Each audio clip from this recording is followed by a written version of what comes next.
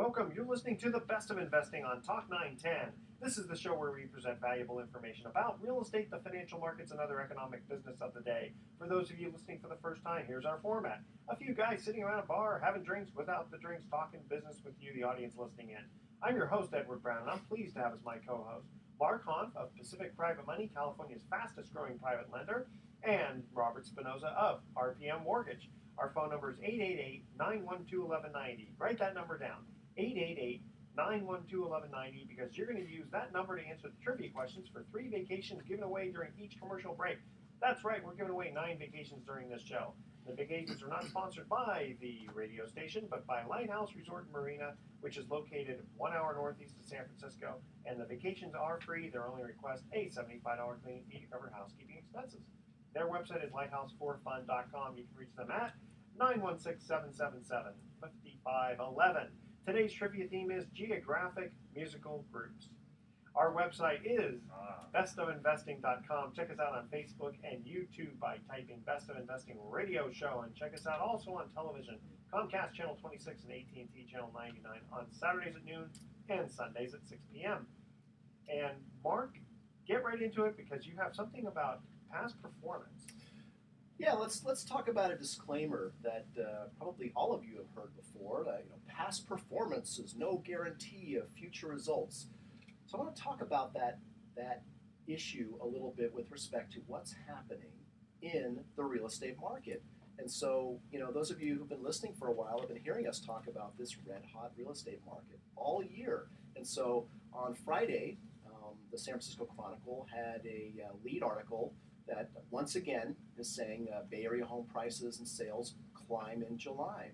And so we've got a situation here where, year over year through July, we have a 13% increase in the number of homes that have been sold and an unbelievable 33% jump in the so-called median price, which we'll maybe talk about a little bit later. But it's not news to anybody that the real estate market's been hot. But what you got to realize is that when you see these articles in the newspaper, you got to understand. So they're saying July over July. Well, we're now in the middle of August, so already this data is Ancient. It's a little bit old, and even though it says through unit sales through July, these are oftentimes initial numbers and estimates, etc. So a lot of these indicators that you see in the news are anywhere from 30 to 90 days old. And what's important is that, for example, as a hard money loan originator, I've got my ear to the ground as to what's happening in real time in the market, because a lot of my clients are borrowing money from me to buy fix and flip property.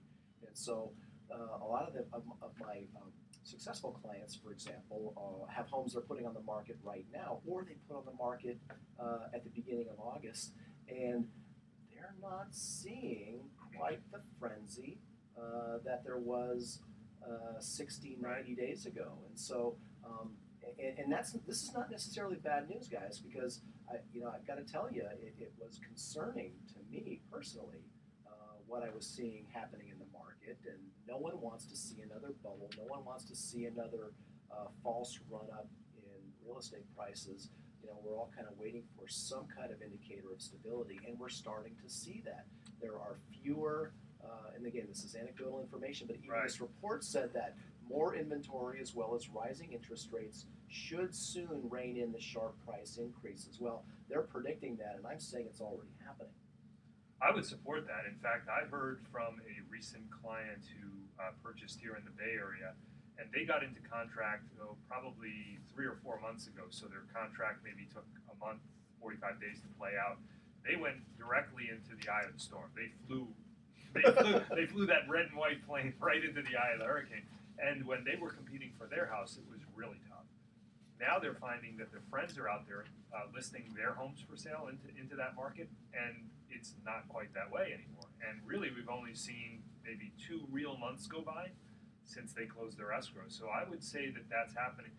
It's funny because the way I view it, it's kind of like when back in '98 when everybody was talking about Mark McGwire and the home run thing. follow me for a second. Yeah, I'm okay. sports guys. Okay, I'm listening. So there's that logic that, the faster the fastball comes in, if you've got a good hitter, if he connects, the faster it's going out. True. And one of the things about the dynamics of all these reports is that they're reporting on how hot the market has been. Yeah. So you are taking a great amount of momentum, and you have to expect that when that momentum, if it changes, when it changes, will change with some real dynamics. It's not just going to happen so subtly or anything like that. And I think we're beginning to see that. Yeah, and so the news here really is just one of caution. So if you're a real estate investor out there, I'm not at all suggesting that it's not a good time to invest in real estate, or that you Right, that quite you the still, contrary, right. yeah. It's a great time to buy fix and flip right now. In fact, I'm doing it personally. However, I'm also making sure that I buy correctly, that I get the best price I can, that I know what my costs are going to be going in, and I'm not. And I don't try to fool myself with a false expectation of the resale price. So in other words, you got to look at local comps now and not just, like we used to do back in the early 2000s when the run up we would add 5 or 10% for the price increase, where Right. we were constantly assuming, building in appreciation. Do not assume appreciation right now. In fact, if you want to assume anything, you might want to assume days on market, which I would add a little bit to that, and give yourself a little leeway in case that first buyer of your flip point. property falls out of contract, because then maybe you're looking at 90 days. And again, it's the end of summer. We're going to be staring at fall. The Thanksgiving and Christmas holidays are fast approaching. So if you're buying property now and you figure a 90-day turnaround, now you got it on the market in the Christmas holiday. So there's just a number of reasons to kind of look ahead.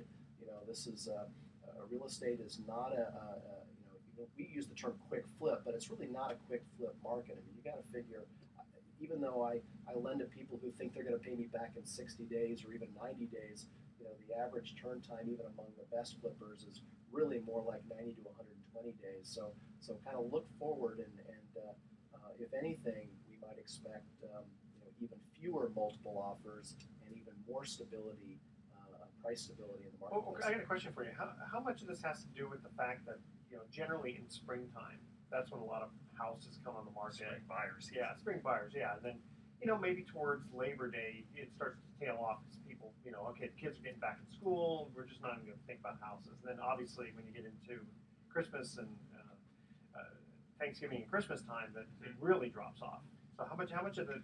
So you're talking about the seasonally adjusted. Yeah. Do we want to seasonally adjust our numbers here in this conversation? Well, I tend to agree with what you're saying. However, I have several clients who previously have told me that they did very well with like a July or an August resale on a fixed home.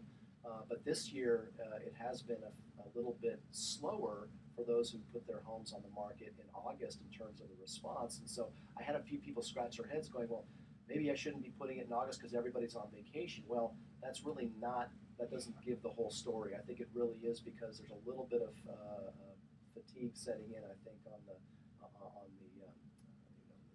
yeah, maybe it had high such prices. a big. Well, maybe that's the thing. Maybe it just also had such a frenzy, situation that people said, you know what, I just can't compete in this market. Right. Because there I'm going was to step back. Yeah, step back because there were 40 people bidding ahead of me. Well, and they kept losing out. Your first-time buyers got especially frustrated by that, and I think what Mark said earlier gets to that point. If you are looking to buy a house, because Mark's focus, not that he isn't aware of the other trends, but Mark's focus is investment. Yeah. But if you're a first-time buyer, you're hanging your hat there. You're not an investor. That's not your first priority. Your first priority is buying a place to live.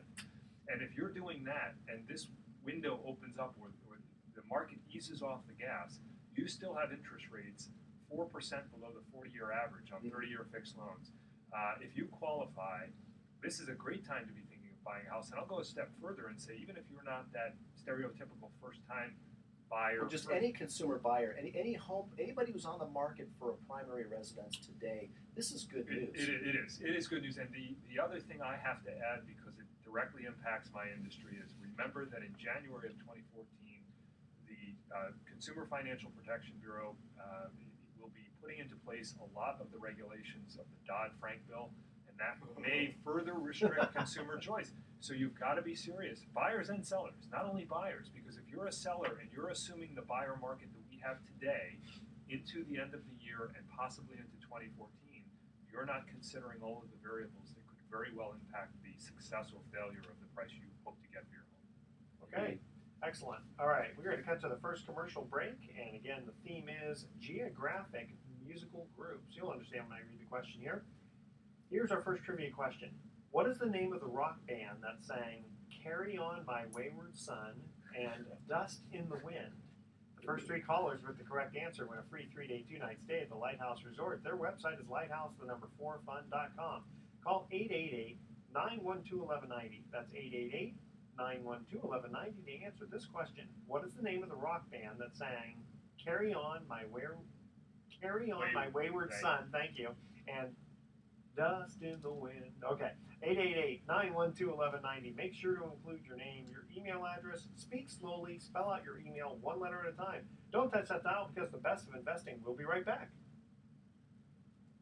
Carry on my wayward son. Kansas City. There you go. Yeah, Kansas City. Where was that salsa made? Kansas City. Okay. If I held. Got a few Good more information. tidbits and nuggets on similar, so we can kind of go in, continue a little bit more. And I've Sure. got some predictions about this year versus next year from the so-called experts, and some numbers on how cash buyers. So that number has actually, gone down notably. Both investor purchases, percentage-wise, are down from 30 to 20%.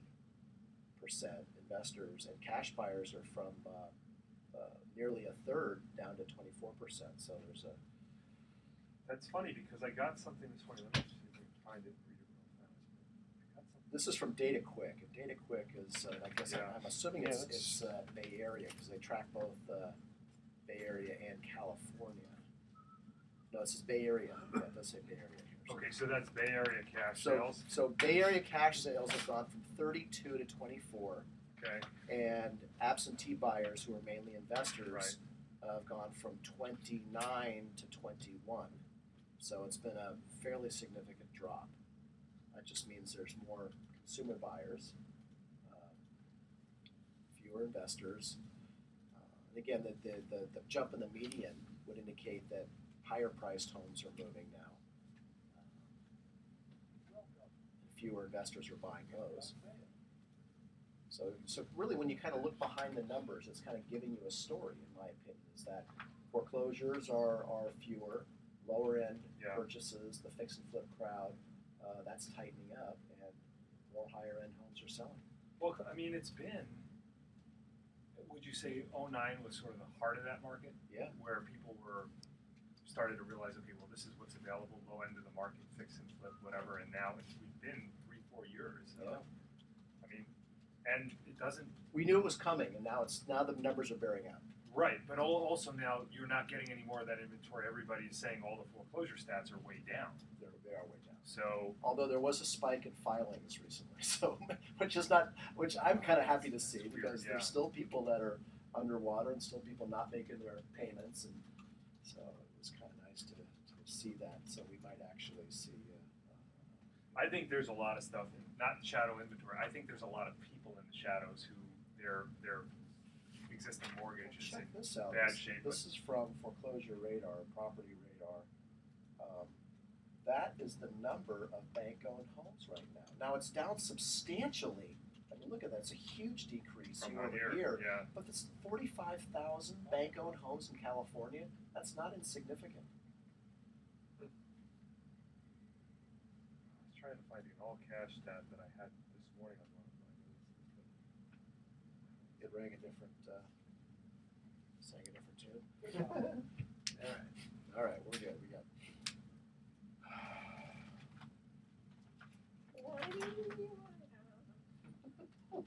I watched that new Three Stooges movie the other day. You know what? It wasn't bad.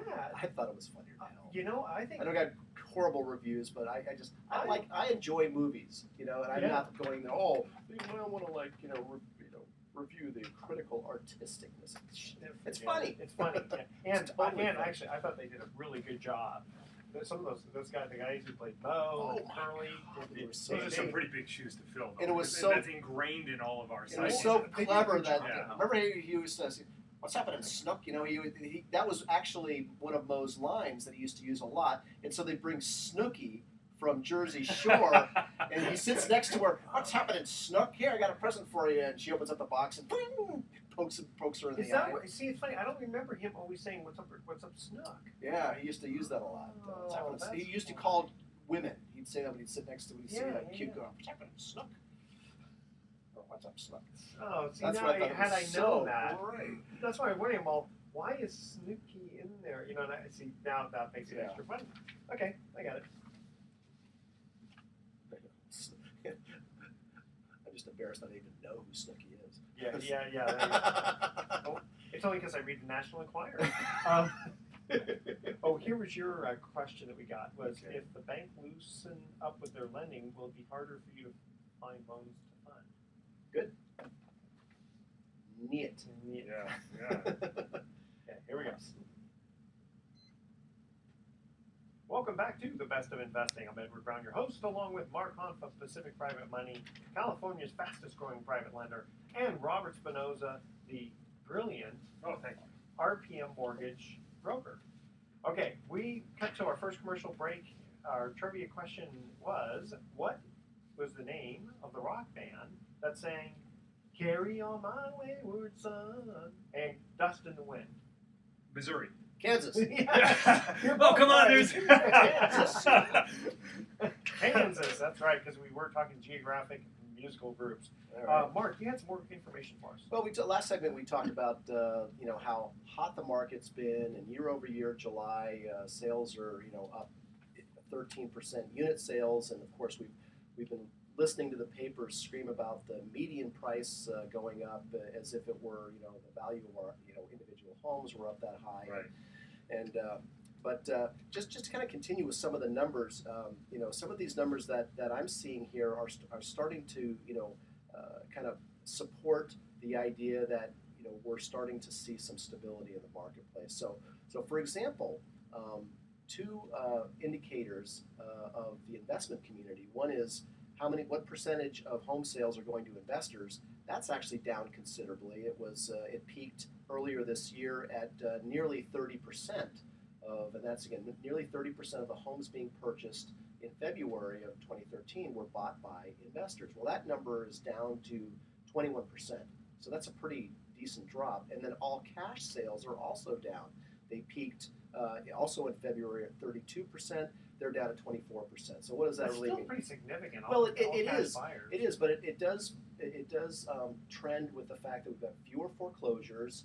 There's fewer sales on the low end, and what we're really seeing is more sales of homes in the Bay Area in the higher end, and that's why I'd agree with the that. median price has jumped. So when the median price goes up 33% year over year, which in fact these numbers are saying here, it's now for the Bay Area it's 562,000, which is 33.5% over July of 2012. Well, what's really happening, the kind of the news behind that number is the median price is the price at which half the sales are happening below that number and half the sales are happening above that number. Well, it's the above that number that is key.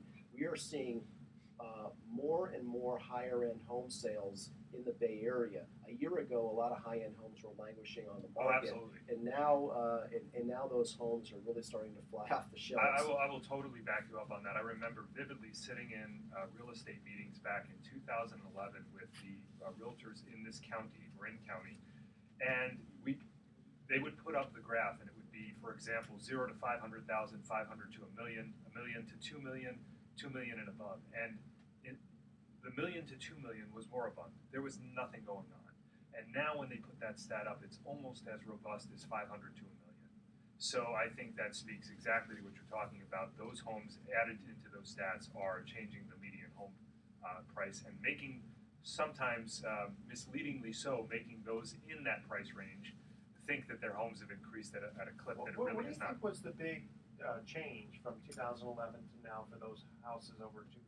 That's a great question. I think that by that point, personally, I don't know that I can support this with data, but my feeling on the street was that by that point, late 2010, 2011, and going into 12, enough people had peered over the abyss. They had realized their job was still there, stable. They had seen what had happened with real estate over that period of time, and they had come to realize that, hey, that $1.25 million property in Mill Valley is never going to be valued at $300,000, and therefore, if I need a place to live, I still have my job, I believe in real estate in this area, then that is the price I'm going to have to pay for that home. And I think that dovetailed completely with the trend of the market all of a sudden starting to move briskly, and people beginning to feel like there was a lack of inventory. It all kind of came together at the same Right, point. you have a consumer confidence issue, and consumer confidence in real estate has gone up quite a bit based on the belief that, you know, that we're in a real recovery real estate-wise, Right. as opposed to a false recovery, because even earlier this year there were articles about this as a false recovery created by the government and low interest rates, and I think that the evidence has shown that that's not true. We see true demand for homes, and particularly on the high end. And I think the high-end homes, you know, my personal opinion of that, again, not based by any hard evidence, is that the San Francisco tech industry is thriving. Silicon Valley Agreed. is thriving. Agreed. The market is up a healthy dose from the last couple of years, and so you've got people with money willing to spend it, and they have confidence that the real estate market is in recovery or at least stability, and so they're out there buying these homes and snapping them up again. So that's all good news. But to kind of dovetail back to what we started talking about is, you know, past performance does not guarantee future results. I think we're staring at a market that's going to slow down in terms of unit sales and unit sales growth and price increase growth. I think it's going to stabilize, and I think that that's good news for consumers, and it's not bad news for investors because I think the opportunities are still out there. I want to add one thing to the previous topic, and that is what made the 1 to 2 million range move a little bit faster. I also think we cannot discount the fact that jumbo money, again, backed by Wall Street, re-entered the market. Oh, that's right. I remember Sure. here at RPM, we were, you know, just ecstatic to think that all of a sudden we would have, again, a good, well-priced well-priced loan options above the jumbo conforming loan limits in the Bay Area. So that did help as well, and I think consumers, you know, recognized that and took advantage of it when it became available. Yeah. Some of the other numbers that bear mentioning is, you know, I went to the Foreclosure Radar website that has graphs that track foreclosure filings and foreclosure inventories and foreclosure timeframes. I thought it was interesting. While the number of homes that banks own is down substantially year over year, it's still not a small number. So even though year over year it's down like 18%, the number of homes that banks, no, I'm sorry, that's the wrong figure. It's down 33%. So bank-owned, or also known as REO properties, are down 33% year over year. The number of bank-owned properties, it's still 45,000 units of bank-owned property. I mean, that's a lot of opportunity out there for real estate investors to get their hands on. What price range? Do they give any, or is it all low end, mixture? There's no breakout in terms of valuation on that.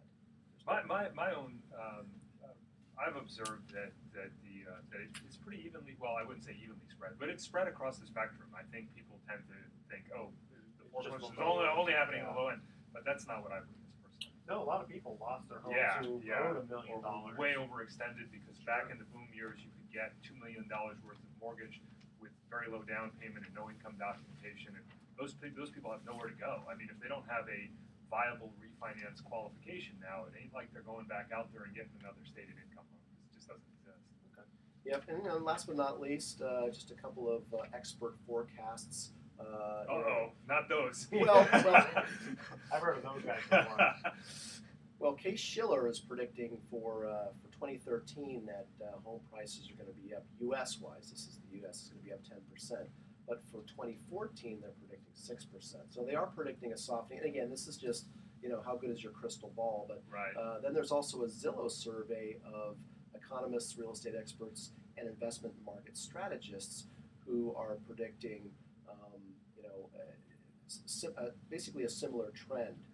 They're predicting in next year that number being about 5% in growth. So I don't know, pick your number, but it's really a softening of the if they go up 10%, and again that's an average, doesn't mean some people's homes will go up more, some people's homes less, some are steady, but I think we're going to see a little bit of a softening of the froth. Well, Zillow's senior economist, Dr. Svenja Goodell, says as long as mortgage interest rates don't rise too far too fast, that's kind of already happened, Doctor.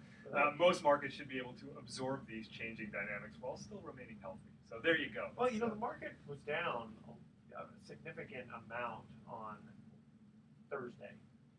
Which market are we talking about? The stock market, yeah. Okay. And they were kind of wondering what was going to go on with interest rates. Yeah, that's yesterday was a fairly flat day at the close. It was certainly an exciting day throughout. It was the bond market and the stock market were both down for the majority of the day. We finished up a lot higher than we started, which was good, meaning rates firmed up a bit for the better. Today we started flat, and again we went dead red by 9:30, 10 a.m. So rates are a little bit higher again today. All right. Yeah. We're going to cut to our second commercial break. When we come back, we got some interesting emails for the boys here. Which rock band produced hits such as Long Time and More Than a Feeling? The first three callers with the correct answer win a free 3-day, 2-night stay at the Lighthouse Resort. Again, their website is lighthouse4fun.com. Check them out. Call 888-912-1190. That's 888-912-1190 to answer this question. Which rock band produced hits such as Long Time and More Than a Feeling? One of my all-time favorite rock bands. 888-912-1190. Make sure to include your name, your email address, speak slowly, spell out your email one letter at a time. Don't touch that dial because the best of investing will be right back. You know that one. What I do is it's a lot easier. You go take the mortgage show and I just kind of dovetail on that. Yep. He's recycling his questions. Yeah. Recycling. That doesn't sound very good. But it's true. Tom Scholes, right? The guitar player for Boston? Well, there's Fran. Fran, I think, committed suicide. Sib was the drummer. Brad Delp was the singer. He just died recently, a couple years ago, right? Yeah, Brad Delp. Who's the main He has a guy? really high voice. The main guy. Tom Scholes. Tom Scholes, right. And what's interesting is, like, I agree with you, Edward. Boston's one of my favorite groups, and that first album is one of my favorite rock albums of all time. Yet he was so skewered by the so-called music critics and industry. And I still to this day don't understand why so many people loathed Tom Scholes and his music. He created. I think it's because it was.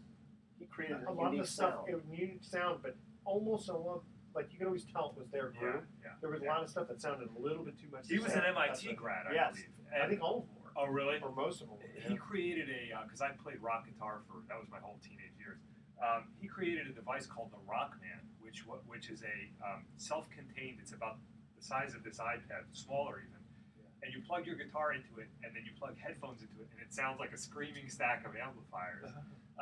It was called the Rockman, and so many people loved the sound of that. It had a really unique sound, but almost all of Def Leppard's Hysteria album was recorded with that tone, and I could spot it in a second. Well, anyway. Def Leppard is probably one of the closest examples of following in the footsteps of that type of arena sound, right? And I think a lot of people, I remember reading that it was a phony sound, that it was he would run the guitars through all these various mixers and stuff, and it wasn't something you could duplicate in concert, you know. And big deal. Queen couldn't do that either. But right, exactly. I know. It's like, so what? I know. So Eddie Van Halen once famously said, "If it sounds good, it is good." Because he would cut his guitar up and whatever, and then it was like it sounded awesome. Exactly. Yeah. I know these guys who are trying to be purists. I know. Same thing with wine. You know what? I like white Zinfandel. Hello. I like it. Greg's, I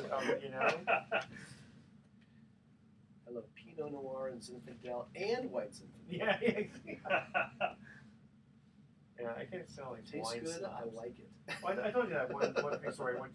We had funded a wine deal years ago. Where I got that was my all-time record of cross-collateralization. We got 14 real estate properties. Oh, wow. Collateral. It was more just, hand tying type thing, right? So That's pretty cool, though. It was very cool. Some guy invited me to this wine tasting type thing. And, I mean, he was he wasn't a wine connoisseur. He was a chemist, and he looked like one of the guys from ZZ Top, practically. But so we go to this thing, right? And there's this lady, Yeah, right. and she's just very hoity-toity. Oh, try a glass of wine. I mean, just felt like, oh my God, you really have that attitude. Yeah, right. So I've got to do this, right? So I some red wine, Pinot Noir or something. It tastes like it. She goes, so what do you think? Right? I go, it's not Tastes bad. like tan bar. No. I kind of I go, well, it's not bad. I go, do you have any 7-Up? I'd like to make a wine cooler out of it. I go, You got any ice cubes? Ice cubes. Wine cooler. Wine cooler. Yeah, she didn't appreciate that too much. Well, good for you for doing it. Yeah, sometimes you just have to put people in The world place. needs them. That's it. Okay, email time? Yep. Sure. I think Mark will start off with your email. Okay, here we go. Welcome back to The Best of Investing. I'm Edward Brown, your host, along with, I say that very quickly, Edward Brown, your host, along with Mark Humph and Robert Spinoza. When we got to the second commercial break, we asked this trivia question: which rock band produced such hits such as Long Time and More Than a Feeling? Gentlemen? Boston. There you go. Boston. That is correct. That is the Geographic Music Group. Email time here. Mark, interesting email from a listener. It says, if the bank loosens up with their lending, will it be harder for you to find loans to fund? Okay, so that was directed at basically my company, Pacific Private Money. We're in the business of making loans to real estate investors. We're also referred to as a hard money lender, private money lender, hard money lender. Same thing, more or less, in this market. So we've thrived in this market post real estate crash, and I'll define that as since 2008. And the reason we have is, after the subprime meltdown, banks largely stopped making non-consumer loans. So they have made it very difficult, if you're a real estate investor, to borrow money from the bank. They still make loans to super well qualified borrowers, but by and large, and especially for flippers, they're not interested in making you a loan if you're going to buy fix and flip real estate. So they vacated that investor market largely in 2008, and so those of us in the private money lending industry, this was our opportunity. So we really stepped in. Our volume has gone up. The quality of the borrowers has gone up. The quality of the properties and have gone up, and the position of the loans, which used to be all seconds. 10 years ago, a hard money lender was really a second. Now they're first position purchase money loans, which real estate investors really didn't need from us in the early 2000s, because banks were making those no doc liar loans based on your FICO score, and you could buy as many investment properties as you wanted to. As fast as you can fill out the form with all of your nonsense, you could buy a. Well, you just made a copy of it and held it up to the window. And I'm kidding. What I was going to say too is, you guys will lend on properties that we won't lend on. For example, if a house has been destroyed by the previous owner, it's not going to appraise satisfactorily for a residential mortgage loan. You guys will make that loan if the value is in the improved property, whereas we, as a residential mortgage lender, would not.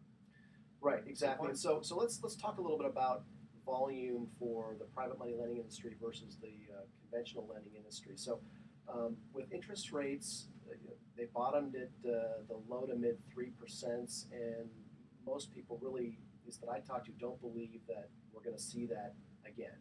And so if that's true, and conventional interest rates are only going to go one direction from here on forward, generally speaking, then that means the refinance market is largely gone. And the refinance market has been really big for the banking industry over the last 10 years. As we've seen, one dip after another. So if we don't have another dip again, we're not going to see any number of refinances. So what does that mean? Well, the banks are going to start looking for volume and for ways to make money, and they're going to want to lend money out again. So the answer is, I think if you're a real estate investor and you own a lot of income property and you're holding it long term, I think this is good news for you, because I think the banks are going to start to dip their toe in and then start jumping back into the pool of lending money on income property to well-qualified borrowers. And what's a well-qualified borrower? Well, a lot of borrowers that I see still have lingering short sales and foreclosures on their credit score. Of course, over time heals those as well, but at least in the short term, as I look forward in the next year or two, I still see a very, very strong demand for private money for both long-term holds, short-term holds, fix and flips. And then longer term, 3 to 5 years, I still am very bullish on the private money lending industry being a strong and important market for loans for the real estate community. Well, because there's still going to be short-term needs. People still have credit issues regardless of what the market's and doing. the banking And the regulations new are a problem. regulations, When right? you're It's rocking we're Visa. not right. We're not going to see the pendulum swing back to 2005 in our generation, in my opinion. What's that mean? I don't, for the next, as far as I can see, 10 years out, I just don't believe, and maybe longer, because the Dodd-Frank regulations that we're seeing put into place last year, this year, and as Rob indicated, in 2014, a whole new stack of regulations are going to be enacted all around the Dodd-Frank, consumer protection. You can't go back. You can't put the toothpaste back in the tube. We're not going to see easy credit like we did in the 2000s. Well, so that means me, private money is going to be an important source of financing. Well, it reminds me of the Glass-Steagall Act, right, where the banks used to get involved in investments, and then suddenly Glass-Steagall comes and says, you know what, we don't want you guys in that industry. It took 60 years or whatever for them to finally go, you know what, okay, we'll let the banks do it. The banks do it, they messed it up again. Right. Yeah. One of the key proponents of that, Larry Summers, is again being considered to leave the Fed. So that'll be interesting to see, because that was one of the arguments against him as during Fed. Well, I got to give Mark a little plug here for his fund, because I just invested my IRA money because it was sitting at 0.000001%. That's not very good. So he's got a mortgage fund that is what's your current interest rate right now that people are earning in the fund? Well, we're right about 8.5% right now. That's not good enough.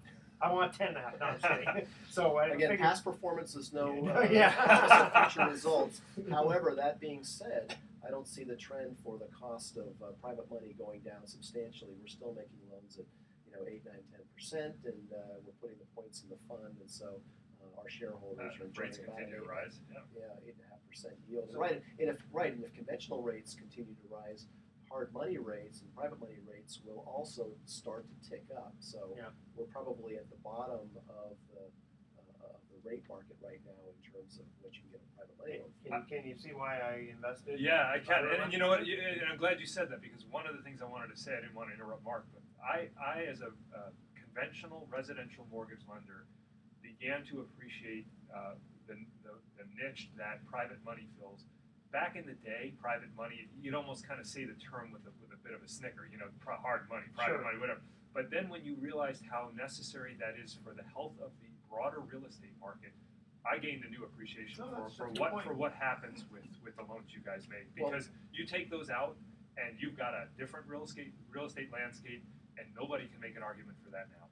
There would not have been the foreclosure recovery market in the last 4 years that we've witnessed if it weren't for the private money lending industry. Like the fact that your home has reappreciated in value, thank a private money lender. Yeah, that's absolutely. Okay, so how can these people thank you, Mark? Chocolate. And wine. In other words, how do they get a hold of you? That's Make right. a phone Sorry. call to say thank you. So our website's pacificprivatemoney.com. Of course, that's all one word. Type it into your web browser, pacificprivatemoney.com. Or you can call us anytime, 415-883-2150. That's 415-883-2150. Or go to the radio show website, which is thebestofinvesting.com. Very good. And Robert, you know what? We're going to come back with your email. I took up the whole time with my. Well, almost. I have a quick little. Now I just have to sit here and stress for the whole commercial. That is true. Okay. What is he going to ask me? Last week we announced that we were going to have a special trivia contest where the winner is going to get a 2-night stay at the Ritz-Carlton Laguna Niguel, which is premiered as the first luxury beach resort along coastal Orange County. The hotel is the premier destination for travelers who desire a playful approach to Southern California luxury and is located halfway between Los Angeles and San Diego. www.ritzcarlton/lagunaNiguel.com. I gotta tell you, I've been there before, and this is exactly correct. It's halfway in between, and it is quite the luxury beach Love Orange resort. County. Yeah, especially if you ever check out the Ritz-Carlton Laguna Niguel, you'll know exactly why they wanted to be on the best of investing. Okay, and here's the special trivia question, which is more than a fourth of men do this in the bathroom. What is it? Okay, now let's get on to something clean here. Okay, here is our third and final trivia question. Which rock band produced hits such as "Wishing You Were Here" and "If You Leave Me Now"? The first three callers with the correct answer win a free 3-day, 2-night stay at the Lighthouse Resort. Their website is lighthouseforfun.com. Call 888-912-1190. That's 888-912-1190 to answer this question. Which rock band produced hits such as "Wishing You Were Here" and "If You Leave Me Now"? And again, the first three callers to that question will win a free 3-day, 2-night stay at the Lighthouse Resort. Make sure to include your name, your email address, speak slowly, and spell out your email one letter at a time. Don't touch that now, because when we come back, we have a very interesting question that we received from a listener for Robert Spinoza of RPM Mortgage. You're listening to The Best of Investing on Talk 910. That was good. Let's go.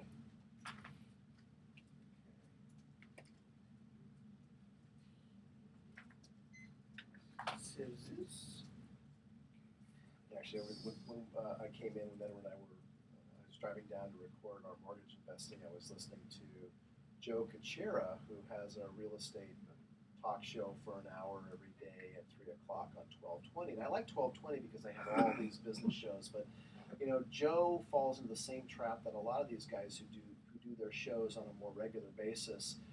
You know, they have a slower cadence, and then they spend half of every segment talking about, you can hear us on this, and you can hear us on iHeartRadio, and then you can see us online. Right? It's just they don't give you any information. Right. They spend half of every segment talking about how you can listen, you can do this, you can do that. I listened in, not last week, but the last time I was on, I listened. The guy that came after you has the mortgage show with his girlfriend or wife or whoever. Oh, really? KKSF. I haven't. Oh, really? Really? I didn't. Because They that must must be a new one. lineup. Yeah, It was really tough to listen to. It was a lot of that, but not only that, the information was wrong. They were talking about, you know, how to get a certain type of loan. I don't even remember the specifics of it. I'm like, no, that's not the guideline. So anyway, Well, I guess you could buy an hour and be wrong if they'll let you. Yeah, really. It's just Wait, hold on. I gotta see who let's this talk is. wrong. So And my wife was in the car. We were in the car, and I'm like, Jesus Christ! I'm like, if someone's listening to this show, yeah, you want to call in? No, you can't do that. Okay, so I want to see who you got me very curious now. I got to see who's on. What's going on? I gotta add this here.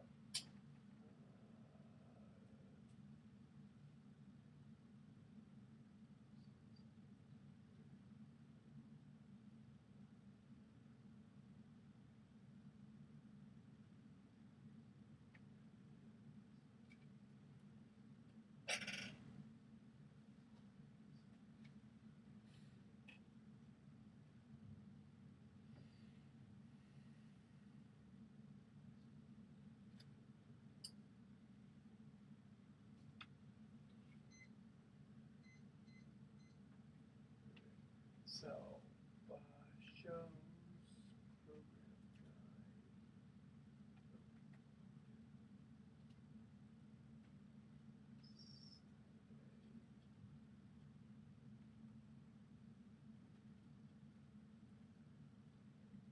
The Mortgage Radio Show.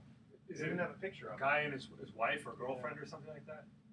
Mortgage, yeah. Let's see, who are they? See, he's got the necessary obsession. You tell him a show, and then he's got to go Chris? look it up. Yeah. Google That's the and guy. Teresa Strasser. Right.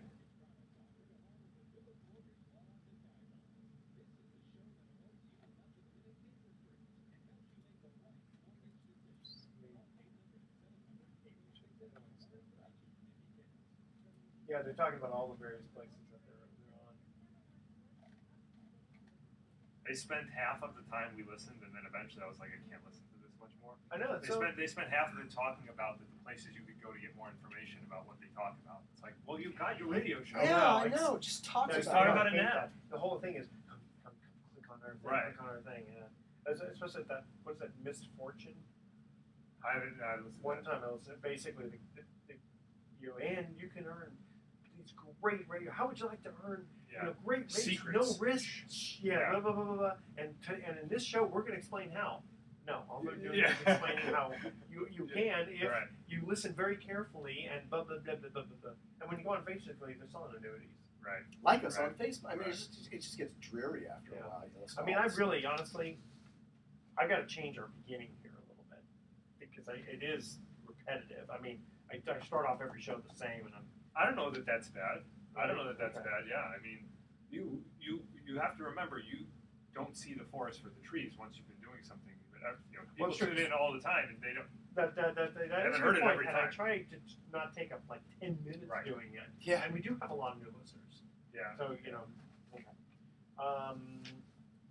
Okay, we'll get into your trivia question. Absolutely. Got a couple. Take as long as you want. Yeah, The whole, how, You how got we doing? the lights go Did you off. do the math? What's Yeah, it? there's only 15 seconds left. Okay. 15 seconds left. And we got 10 and a half minutes. So Okay. we got Now we Oh, got good. Nice.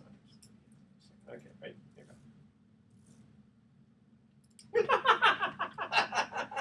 Here you go. What is that? All right. I tease it. Okay. Welcome back to the Best of Investing. I'm Edward Brown, your host, along with Mark Hanf of Pacific Private Money and Robert Spinoza of RPM Mortgage. Third trivia question we asked was, which rock band produced such hits such as "Wishing You Were Here" and "If You Leave Me Now"? Who is that? Chicago. Chicago. That is Chicago. correct. And as Mark pointed out before, that's not really one of their rock band type songs, but they were Yeah. still considered a rock band. Okay, we received an email for you, Robert, and this comes from someone who says, Suspense is killing me. yeah. Don't keep me in suspenders. Okay, question is, can I get a loan if I'm not a U.S. citizen? That's a good question. That is a good question. Okay, so this is the point in the show where anybody who works for the Department of Homeland Security or INS needs to take the dial, turn it all the way to the left until they hear it click. I'm kidding. Okay, so the first thing we need to do, the short answer is yes, you can. What we need to do is we need to define the different citizenship classes. So first you have a U.S. citizen, and right behind them you have a permanent resident alien or green card holder. The two of them work pretty much the same way. So all the stuff we talk about on the show basically pertains to citizens and permanent resident aliens. If you are a non-permanent resident alien, you have a social security number and you have a work visa. You are in this country to work, and you would be buying a primary home. These are the kind of loans that we would make at RPM for a non-permanent resident alien. Technically, you should be able to get a loan as if you were a permanent resident alien. But one of the things that happens is that all borrowers in this environment get put through the same qualification mill. And that mill includes a credit history here in the United States by way of a credit report, and typically 2 years of tax returns. So if you have recently come over on a work visa, you may not have that. You may not have established a U.S. credit. You may not have the history of tax returns. So what happens to you is, based on your citizenship, you would be eligible, but based on your documentation, you would not. At that point, we go out to portfolio lenders. Those are institutions that make loans based off of their own deposits. They're not selling them on the secondary market. They're not loans backed by Fannie Mae or Freddie Mac. And those institutions will look at the unique characteristics of your qualification. So if you have a foreign credit report, for example, or you have your assets in a foreign institution, they're going to consider that, whereas a Fannie and Freddie lender would not. Typically in those cases, you'd be starting with a 30% down payment as opposed to less than that, and you will most likely be looking at a loan that would be something other than a fixed rate loan for the entire term. So maybe a 5-year ARM or a 7-year ARM fixed for 5 or 7 years. But you can definitely get a home if you're in that situation. Now, if you're a foreign national, that's someone who does not have a social security number, they don't have a work visa, and they would be buying a home as a secondary residence here in the United States. So that might be someone who maintains citizenship status elsewhere, but works a good part of the year here. They don't want to be living in a hotel or renting. And Are they still considered to be here legally? Yes, they're considered to be here legally, and the whole tax implication thing of how they're paying their taxes is aside from that. But those people can get a loan. Again, it's considered more risky. There will be no government-sponsored entity options for them. It would only be portfolio loans, and they would be starting with a 40% down payment in most cases, but they could buy a second home here. The one thing that you have to remember too is that we're not talking about foreign investors. So maybe Mark can speak to that, but RPM is not making loans to people who are coming over here looking to build a portfolio of rental property.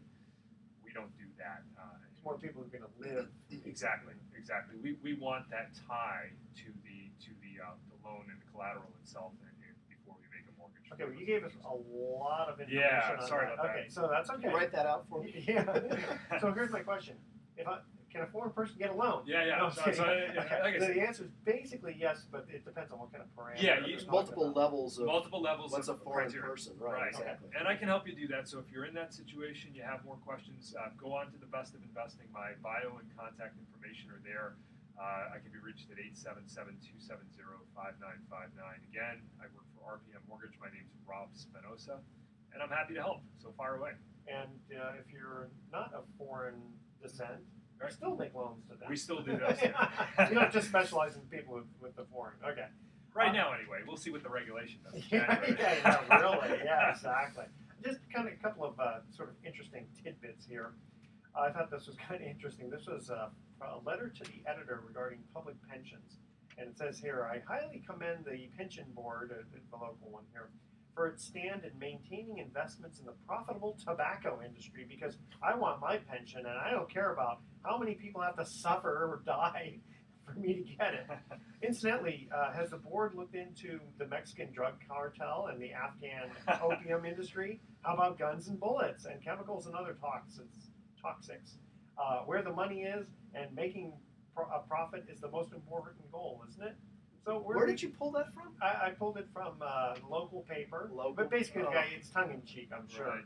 So, what do you guys think about like socially responsible investing? I mean, we did talk a little bit in the sense the private money people really kind of helped spark the real estate comeback.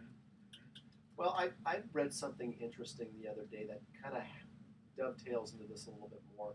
If you want to be socially responsible with your own investment capital, that's fine, but it's really not your business to really tell government agencies, pension plans, and other pooled resources of capital how they should invest their money, because those organizations, their goal is to provide a mix between safety and return. And the problem with socially acceptable investments is that they generally don't take either of those really into consideration. That's not the strong point. That may not be their priority. So That's do Well, what you want with here's your the own other money. thing. It's a lot of times, and there are certain, let's say, mutual funds or whatever that specialize in socially responsible companies. But the funny thing is that there are some companies that are special. It seems like they are socially responsible, but then when you get in deeper, there's some other issues Other going stuff on. going In on. fact, I remember hearing years ago there was some kind of a protest on Berkeley campus about styrofoam. This is years ago, right? And they were all being filmed with Monsanto equipment, Right. which was like the biggest builder of styrofoam, Right. You know? And Yeah, so if you Be invest careful in of the glass house theory. on Yeah, that, yeah, exactly. And so if you invest in Apple because you think Apple is hip, slick, and cool, Right. and not necessarily socially responsible, but where do their products get built? And when you hear about some of the working conditions at these Good Foxconn point. slave labor camp factories in China, where people commit suicide because of the working conditions, or at least, again, anecdotally, I shouldn't be too accusatory about that. But anyway, so what's socially responsible, and how do you define it? Well, I also think at the core of this whole issue is personal responsibility, and you have a choice. And what we don't want to do is take this logic to an extreme and make it so that you don't have a choice. That is one of the things in our industry that's extremely frustrating with the regulation we've been talking about, where you have a board basically dictating to us what is appropriate behavior. Meanwhile, we have a client base that would support what we've done all along as being beneficial and helpful. And so when you have investment options, you're free on your own to go invest in things you believe in and support. But as you said, Mark, I don't think you can go and extrapolate that and impose it on other people. I think at that point it becomes something that is not tongue in cheek. Well, and then you're talking. I mean, I'm not a fan of government intervention, nor am I a fan of trying to follow in the public's perception. And again, a lot of this is just media driven. Right. Of what is politically correct or socially responsible, or what does or does not contribute to global warming. Blah blah blah. Leave me alone. Let me do what I want to do with my money, and don't tell me how. And you know the invested. lesson there too is that you can vote with your pocketbook, and that's one of the things too. You hear people, towns, citizens bagging on Walmart, but then you go and you see that all their neighbors are shopping there and stuff like that. So I think you got to be sensitive to the fact that if you feel that way, put your money where your mouth is, and lead by way of example. But you can't take that and turn it around and impose it on other individuals. That's my take on it. Okay. There's also one quick thing here. A pension suit. Love this one. The man who ran up California's biggest public pension isn't giving up without a fight. This gentleman took home more than $900,000 a year as city manager of a tiny city in Los Angeles County. Oh, I remember the story. We talked about this a while back. Did we? Right? I was trying to remember if we did. Yeah. And he was convicted of misappropriating public funds, and Wow. now he's suing the city after CalPERS cut his $500,000 city pension to only $115,000 a year, saying the city should make up the difference. How's that? Okay, so with that excellent information, again, we're talking socially responsible. I think that guy should That look in guy's the a mirror. horse of a different color. Exactly. Okay, thoughts for the day. Words of wisdom from Groucho Marx.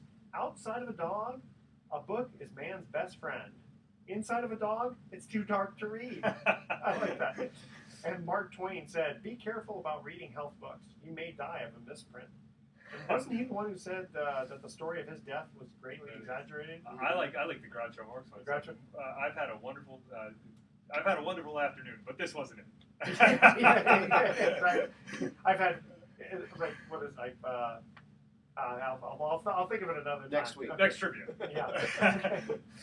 It's been real and it's been fun, but it hasn't It's been been real real fun. fun. Okay. Tune in next week to the Best of Investing. We're going to be giving away 9 more free vacations for answering trivia questions. Thanks for listening. On behalf of our team, I'm Edward Brown, wishing you the best of investing. So long. Sweet. Bum, bum. Wow. Right on the money, baby. Nailed it.